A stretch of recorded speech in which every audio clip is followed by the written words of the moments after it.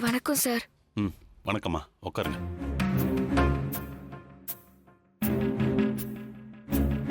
ஏம்மா தனலட்சுமி, நான் உன் மேல எவ்வளவு நம்பிக்கை வச்சிருந்தேன். நீ இப்படி பண்ணலாமா?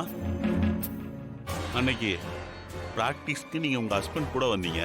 அப்ப நான் உங்ககிட்ட கார்த்திக் தான் உங்க கோச்சிங் இன்ட்ரோடியூஸ் பண்ணனா இல்லையா? ஆனா நீங்க எதுவுமே சொல்லாம போயிட்டீங்களாமா? இதுதான் நீங்க எனக்கு கொடுக்குற ரெஸ்பான்ஸா? அன்னைக்கு அக்ரிமெண்ட்டை படிச்சு பார்த்துட்டு சைன் பண்ணிட்டு காசு வாங்கும்போது இருந்த நேர்மையும் டெடிகேஷனும் இப்ப இல்லையாமா உங்ககிட்ட?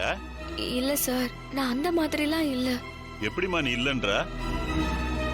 அன்னைக்கு போன உங்ககிட்ட இருந்த எந்த ரெஸ்பான்ஸும் இல்லையே.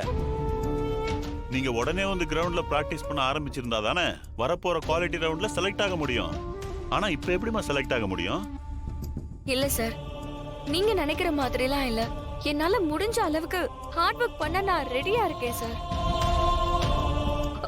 ஆனா கோச்சா அந்த கார்த்திக் மட்டும் வேண்டாம் சார். என்னையா வேணான்னு சொல்ற? கொஞ்சம் இருடி, நான் யாருன்னு காட்டுறேன்.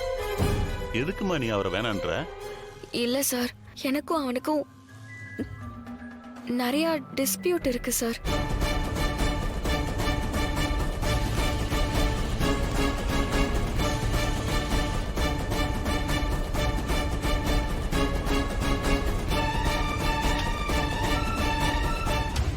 அவனுக்கும் எனக்கும் கல்யாணம் நடக்கிற மாதிரி இருந்துச்சு.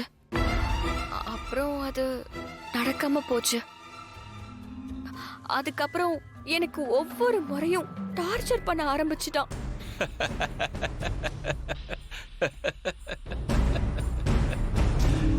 எதுக்கு சார் சிரிக்கிறீங்க? நான் இவ்ளோ சீரியஸா சொல்றேன்.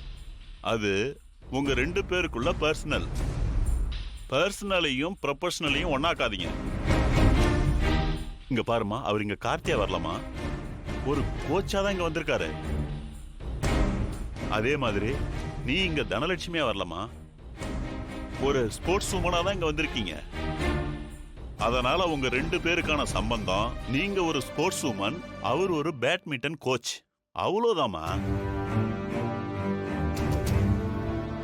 இங்க வந்து உங்க பர்சனலை போட்டு குழப்பிட்டு இருக்காதீங்க. இங்க தொழில் முறையா நம்ம எல்லாரும் ஒண்ணு சேர்றோம். இல்ல சார், உங்களுக்கு அவனை பத்தி தெரியாது. இங்க பாருமா, இந்த தொழில் எனக்கு தெய்வம் மாதிரி.